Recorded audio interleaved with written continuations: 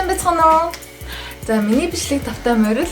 За би өнөөдрийнхөө бичлэгээр өмнө хийдэг байсан бичлэгүүдээс арай ондоо бичлэг хийх гэж байна. За ямар бичлэг вэ гэхээр энэ хавар зун надаа яг ямар хүснүүд таалагдж байгаа, ямар хүснүүд би ерөнхийдөө өмсдөг вэ гэх мэтлэн хэдэн 5 луг бэлдсэн байгаа. Тэгээд та бүхэнтэйгээ бас хуваалцахыг хүссэн. Бас би яг загвар зохион бүтээгч бас загвар өмсөгч бол биш. Гэхдээ өөрийнхөө хувцсыг бол тохируулаад ингээд өмсчдөг. Тийм болохоор бас та нарт бас сонирхолтой байх юм болов. Тэгээд бас өөр бичлэг хийж үзэх гээд сууж гин. Тэгээд бичлэг рүүгээ орцгоё. За би эхнийхээ хувцаар энэхүү цагаан хослыг сонгосон.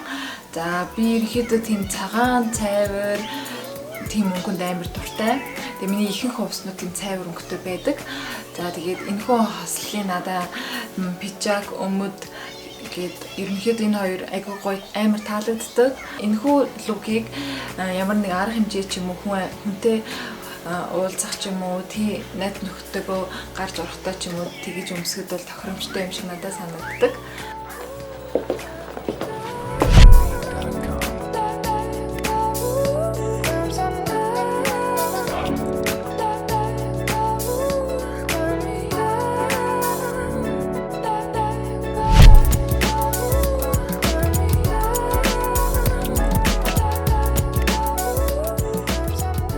Миний дараагийн сонгосон лук болохоор ийм том ягаан подол тэгээд урт цайвар джинс юуг даагуур нь болохоор өсгөдөө хол өмсөн ч болдог, пүүз өмсөн ч болдог. Гэрийн алин ч өмсөн тийм гоё харагддаг. Тэгээд надад болохоор ийм урт юуг өмсгөр айгуу тухтай санагддیں۔ Энэхүү хувцсыг болохоор зуны нэг гоё нартай өдөр ч юм уу найзуудтайгаа уулзж байгаа эсвэл хүүхдээ салхилуулахтай ч юм уу өмсгөд ихгүй тохиромжтой надад санагддаг.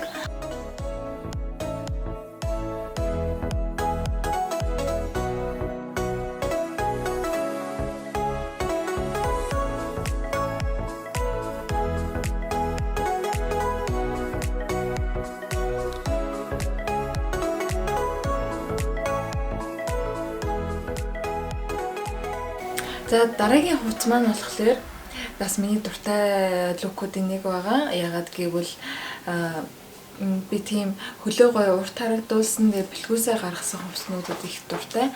Тэгээ дээгүүр нь юм сул цамц өмсгөр нэг туранхаа харагдахгүй тэгээд ерөнхийдөө бас загварлаг харагдаж чаддсан юм шиг санагддаг. Тэгээд энэхүү хувцсан дээр доогуур нь бас пүүз өмссөн ч болно. Тэгээд өсгөдөө гутал миний өмссөн байгаа энэхүү цагаан гутал нь болохоор хөлөнд бүр маш эвтэйхэн миний баг амьдралдаа өмсчихсэн баг хамгийн эвтэйхэн гутлаах өсгөтэй. Тэгээд ерөнхийдөө өсгөдөө гутлнууд миний хөлийг ингээд холгоод ч юм уу удаан өмсчихлээр ингээд амар бариад ингээд хэцүү оргиод идэг. Тэгээд энэ гутал болохоор бүр надад бүр маш эвтэйхэн санагддаг.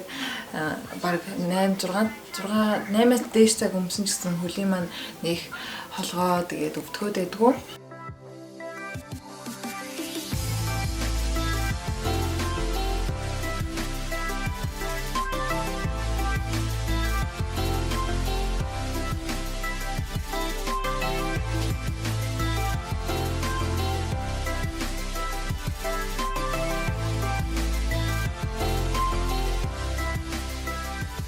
За дараагийн миний сонгосон хувцас болохоор офис дөмсч болохоор хувцас байгаад. За бас офис хувцас гэхээр заавал тийм хар сарал пижак тэгээд нэг ямар ч загваргүй тийм биш бас загварлаг хувцас болдог.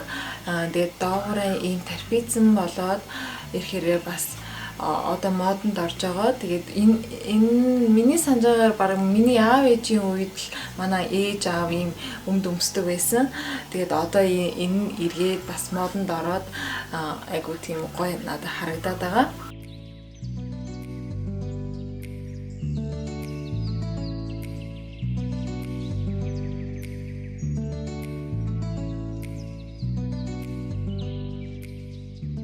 За миний дараагийн сонгосон хувцас болохоор арай чөлөөтэй спортлог лук байгаа. Тэгээд ерөнхийдөө би бас иймэрхүү хослолуудад айгуу дуртай, чөлөөтэй санагддаг. Тэгээд хөдөлгөж тэрсэн гүхэд тэр тэгэл хүүхдийн араас гүйж хахаас айгуу чөлөөтэй гоё бариу биш хувц байвал надад айгуу тухтай байдаг. Тэгээд би ерөнхийдөө айгуу цайвар өнгөнд дуртай гэсэн шиг миний сонгосон усанд бүгдээрээ ихэнд цайвар цагаан өнгөтэй байлаа. Бас хослолч гэсэн заавал тийм нэг хар өнгөтэй ч юм уу тийм байх албагүй, бас юм цайвар бас бүр тод өнгийн ч юм уу байсан ч илүү өөртөө зохицуулаад та нар маань бас заавал тэгж юмд баригдалгүйгээр хувцас сонгоод өмсөж байгаарэ.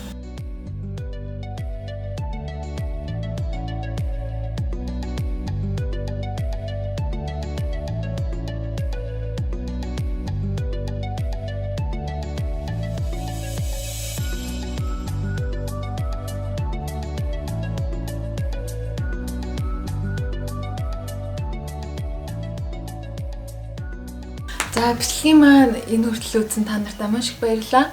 За тэгээ би ерөнхийдөө цаашдаа бас энэ хувцсаагоор талаараа бас бичлэг хийх юм уу гэж бодож байгаа. Тэгээд энэ болохоор миний анхны бичлэг байлаа. Тэгээд та нарт маань таалагдсан бол лайк дараарай. Тэгээ бас subscribe хийгээрэй. За тэгээ та бүхэнд маш их баярлалаа. Миний бичлэгийг үзсэн. Тэгээд дараагийн бичлэг хүртэл баяртай.